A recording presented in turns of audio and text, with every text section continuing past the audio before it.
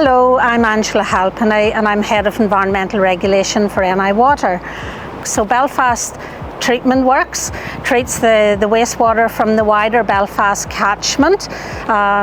We typically treat 3.66 metres cubed of flow per second. That's, if you imagine a small mini vehicle, that is every second we would fill one of those with wastewater. If we multiply that up to a daily volume, it's over 316,000 metres cubed per day. The plastics that we find in the wastewater can range and vary widely. We have a little museum wall which we have on display.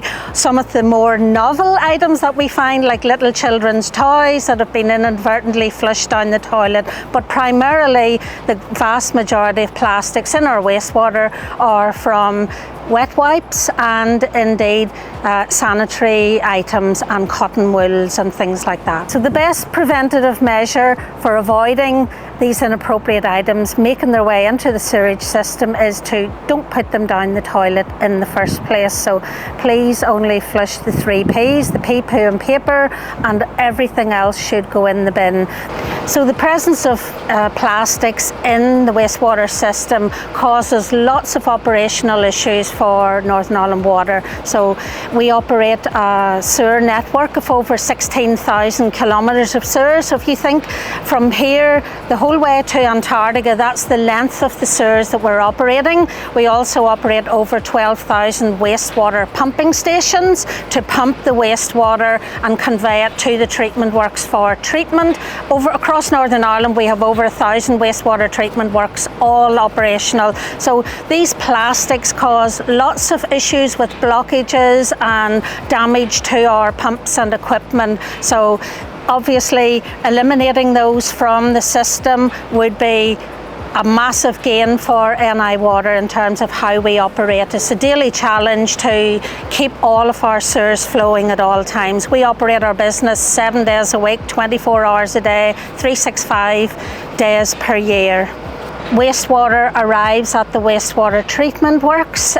We undertake, the first stage is a preliminary stage.